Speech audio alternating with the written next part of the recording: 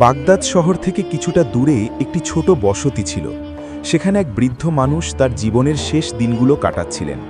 তিনি ছিলেন নীরব, ক্লান্ত, কিন্তু অত্যন্ত জ্ঞানী একজন মানুষ।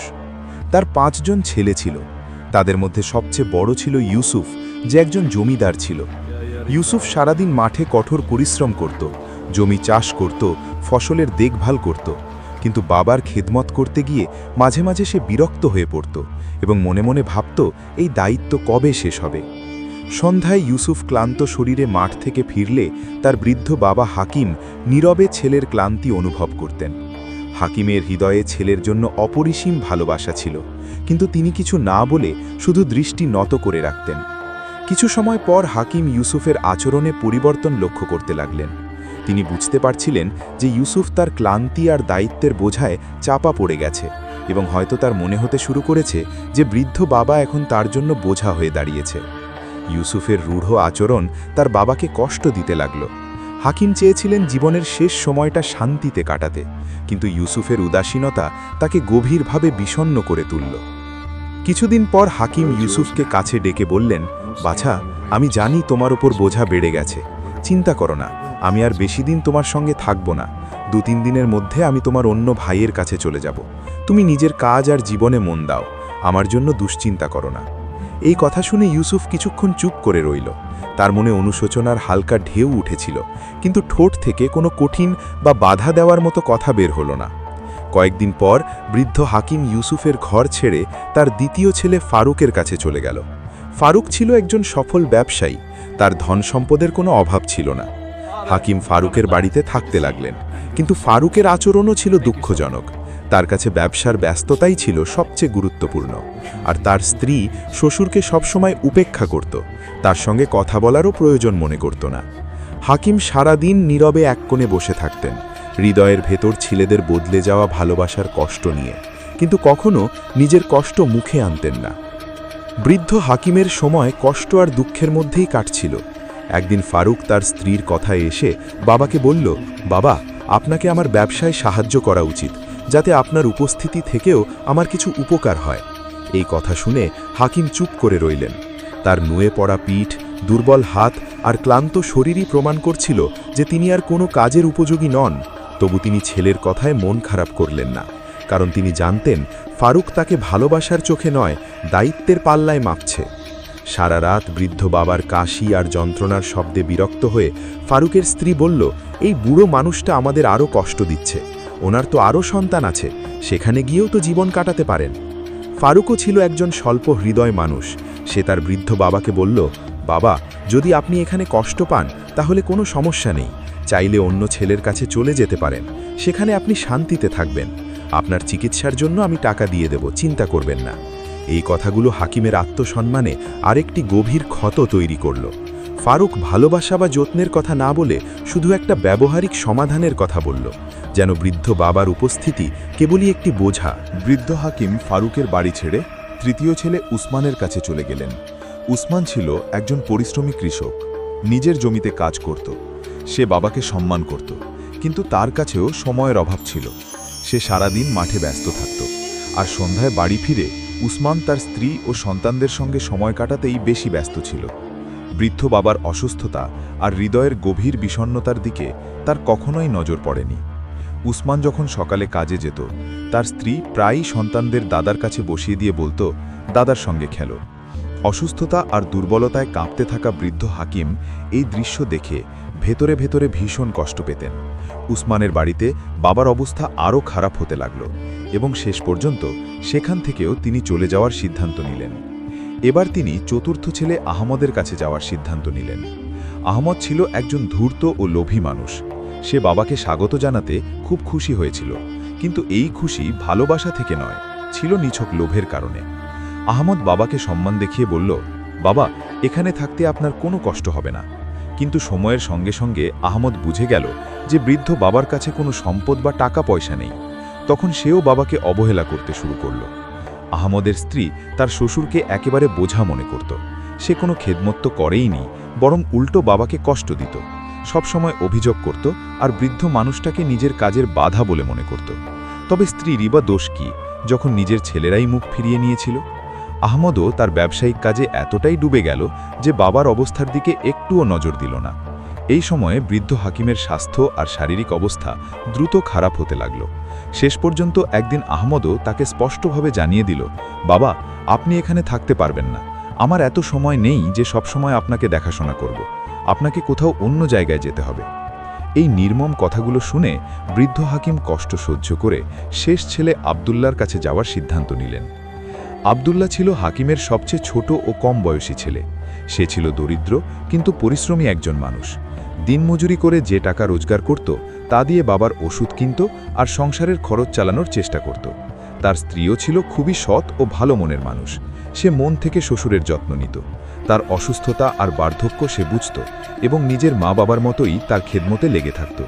বৃদ্ধ হাকিম যখন আব্দুল্লাহ আর তার স্ত্রীর ভালোবাসা ও সম্মান দেখলেন তখন মনে মনে খুব খুশি হলেন আর তাদের জন্য অনেক দোয়া করতে লাগলেন।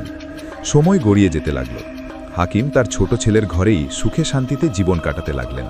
তার জীবনে আবার সুকুন আর ভালোবাসা ফিরে এলো।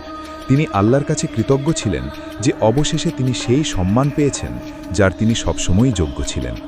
কিন্তু হঠাৎ করেই তার শারীরিক অবস্থা আরও খারাপ হয়ে গেল এবং তিনি গুরুতর অসুস্থ হয়ে পড়লেন। আব্দুল্লাহ বাবার এই অবস্থা দেখে ভীষণ কষ্ট পেত এবং প্রায়ই কান্নায় ভেঙে পড়ত, কারণ সে বাবাকে বোঝা হিসেবে নয়, প্রকৃত অর্থেই বাবার মর্যাদায় দেখত। তার হৃদয়ে বাবার প্রতি সম্মান আর ভালোবাসার এক বিশাল সমুদ্র ছিল। সে সর্বোচ্চ চেষ্টা করত যেন বাবার খেদমতে কোনো কমতি না থাকে।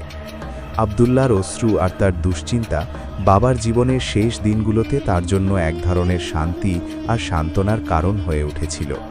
হাকিম ছেলের ভালোবাসা দেখে তাকে কাছে ডাকলেন এবং কাঁপা কণ্ঠে বললেন, বেটা, আমার শেষ দিনগুলো খুব কাছেই। আমার নিঃশ্বাস এখন গোনা গোনা, কিন্তু আল্লাহ তোমাকে সবসময় সুখী আর সমৃদ্ধ রাখুন। তুমি যেভাবে আমার খেদমত করেছ আর আমার মন জয় করেছ তার প্রতিদান তিনি অবশ্যই দেবেন। আব্দুল্লাহ কান্না ভেজা কণ্ঠে বলল, বাবা, আল্লাহ না করুন আপনি আমাদের ছেড়ে চলে যান। আপনাকে ছাড়া আমরা কিভাবে বাঁচব? হাকিম মুচকি হেসে বললেন, বেটা, এটাই সত্যের পথ। সব কিছুকেই একদিন শেষ হতে হয়। আমাকেও আমার প্রকৃত স্রষ্টার কাছে ফিরে যেতে হবে। আব্দুল্লাহ দুঃখিত কণ্ঠে বলল, বাবা, আপনি কি আমার ওপর সন্তুষ্ট? আমি তো আপনাকে সেই খেদমত দিতে পারিনি যার আপনি যোগ্য। আমার স্ত্রীও কম বুদ্ধির। যদি আপনার মনে কোনো অভিযোগ বা কষ্ট থাকে দয়া করে আমাদের বলুন, আপনার মন হালকা করুন। হাকিম গভীর নিঃশ্বাস নিয়ে বললেন, বেটা, একটা শেষ কথা আছে যা আমি তোমাকে বলতে চাই। এটা একটা বড় আমানত। আমি আমার জীবনে তোমাদের 5 ভাইয়েরই পরীক্ষা নিয়েছি, কিন্তু এই পরীক্ষায় শুধু তুমিই সফল হয়েছ। আমার মৃত্যুর পর তুমি বাগদাদের ফুলা গলিতে জাবির নামের এক বৃদ্ধ লোকের কাছে যাবে। তাকে আমার নাম নিয়ে বলবে হাকিম ইন্তেকাল করেছে, আর যে আমানত আমি তার কাছে রেখে গিয়েছিলাম সেটা যেন সে তোমাকে দিয়ে দেয়। হাকিম আব্দুল্লাহর কাঁধে হাত রেখে বললেন, যে আমানত সে দেবে সেটা তোমারই জন্য। তা দিয়ে তুমি তোমার স্ত্রী সন্তানদের জীবন ভালোভাবে গড়ে তুলবে। এটাই হবে তোমার জন্য আমার শেষ উপহার। আর মনে রেখো, বাকি ভাইদের কিছুই দেবে না। এভাবেই শেষ পর্যন্ত হাকিম এই দুনিয়া থেকে বিদায় নিলেন। হাকিমের ইন্তেকালের শোক আব্দুল্লাহর হৃদয়ে যেন বজ্রপাত হল। তার চোখ অশ্রুতে ভরে উঠল আর বুকের ভেতর তৈরি হল এক অসীম শূন্যতা। তার স্ত্রীও গভীর শোকে কেঁদে উঠল, কারণ সে মন থেকে হাকিমের খেদমত করেছিল এবং তাকে যথাযথ সম্মান দিয়েছিল। আব্দুল্লাহ নিজেকে সামলে নিয়ে তার ভাইদের খবর দিল এবং জানাজায় অংশ নেওয়ার জন্য ডাক পাঠালো। যে ভাইয়েরা একসময় বাবাকে বোঝা মনে করত তারাও সবাই জানাজায় হাজির হল। আব্দুল্লাহ, যে সব সময় সততা আর ভালোবাসার প্রতীক ছিল, ভাইদের বলল, বাবাজান, আমাকে একটি আমানতের দায়িত্ব দিয়ে গেছেন। আমার বিশ্বাস সেটি নিশ্চয়ই কোনো মূল্যবান সম্পদ, তবে এতে তোমাদের সবার হক আছে, যদিও বাবা এটি শুধু আমার জন্যই রেখে গেছেন। ভাইদের মনে কোথাও না কোথাও লোভ ছিল। তারা সঙ্গে সঙ্গে বলল, আব্দুল্লাহ, তুমি গিয়ে আমানতটা নিয়ে এসো, তারপর আমরা 5 ভাই মিলে সমানভাবে ভাগ করে নেব, যেন সবাই সমান অংশ পায়। আব্দুল্লাহ ঠিক তাই করল। সে বাগদাদ গিয়ে সেই আমানত নিয়ে এলো। যখন সে সিন্দুক খুলল তখন সে বিস্ময়ে হতবাক হয়ে গেল। সিন্দুকের ভেতরে ছিল বাগদাদের বিখ্যাত বাজারের কয়েকটি মূল্যবান দোকানের কাগজপত্র। তার মায়ের গহনা আর প্রচুর স্বর্ণমুদ্রা। আব্দুল্লাহ তার সততার প্রমাণ দিয়ে সব ভাইকে তাদের ন্যায্য অংশ দিয়ে দিল এবং নিজে তার ভাগ নিয়ে সন্তুষ্ট থাকল। বাবার ছায়া ছাড়া জীবন আবার চলতে লাগল, কিন্তু সময় খুব তাড়াতাড়ি তার আসল রূপ দেখালো। কয়েক মাসের মধ্যেই বড় ভারীদের একজন তার ব্যবসায় ভয়াবহভাবে ক্ষতিগ্রস্ত হল।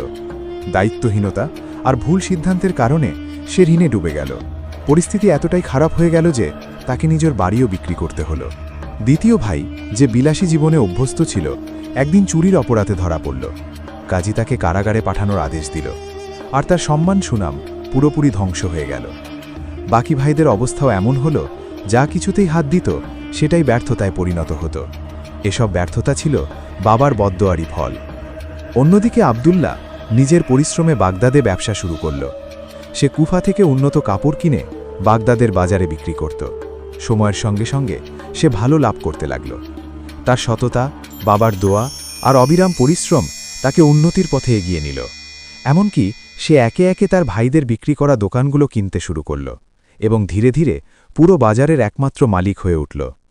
যে ভাইরা একসময় নিজেদের ধনী মনে করত, তারা এখন সময়ের মার খেয়ে আব্দুল্লার দরজায় এসে সাহায্য চাইতে লাগল। আব্দুল্লাহ ছিল দয়ালু ও সহানুভূতিশীল মানুষ। সে তাদের সাহায্য করত এবং কাউকে খালি হাতে ফিরিয়ে দিত না। তার এই আচরণ ছিল বাবার শেখানো নৈতিকতারই প্রতিফলন। এরপর সেই দিন এলো যেদিন আব্দুল্লাহ বাগদাদের উন্নত এলাকায় একটি বড় বাড়ি কিনল এবং স্ত্রী সন্তানদের নিয়ে সুখী জীবন কাটাতে লাগল।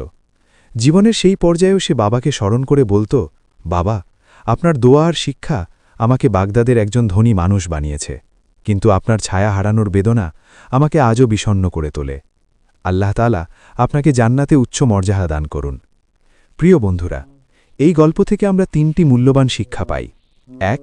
বাবা মায়ের দায়িত্ব হল সন্তানদের সঠিক ও সুন্দরভাবে মানুষ করা, যেন তারা বড় হয়ে শুধু বাবা মায়ের সহায় না হয়, বরং জীবনের কঠিন পরিস্থিতির মোকাবিলা বুদ্ধি ও ধৈর্যের সঙ্গে করতে পারে। 2. একজন সন্তান হিসেবে কখনোই বাবা মাকে বোঝা মনে করা উচিত নয়। সময়ের চাকা ঘুরে যায়। আজ যে জায়গায় তারা আছে, কাল আপনি নিজেও সেখানে থাকতে পারেন। 3. বাবা মায়ের সঙ্গে ভালোবাসা, সম্মান ও উত্তম আচরণ শুধু আপনার ভবিষ্যৎকেই আলোকিত করে না, বরং আখিরাতেও অগণিত নিয়ামতের কারণ হয়। বাবা মা যেমনই হন না কেন, তাদের খেদমত করা সন্তানের কর্তব্য, কারণ তাদের দোয়াই হল জীবনের সবচেয়ে বড় পুঁজি। আমি আশা করি এই গল্প থেকে আপনি অনেক কিছু শিখেছেন। যদি এই শিক্ষামূলক গল্পটি আপনার ভালো লেগে থাকে এবং আপনি আরও পুরনো উপদেশমূলক গল্প শুনতে চান, তাহলে আমাদের ও আপনার চ্যানেল টাইম টার্নার অবশ্যই সাবস্ক্রাইব করুন, ভিডিওটি লাইক করুন এবং বন্ধুদের সঙ্গে শেয়ার করুন। এই ঘটনার বিষয়ে আপনার মূল্যবান মতামত কমেন্টে জানাতে ভুলবেন না। আপনার মতামত আমাদের কাছে খুবই গুরুত্বপূর্ণ।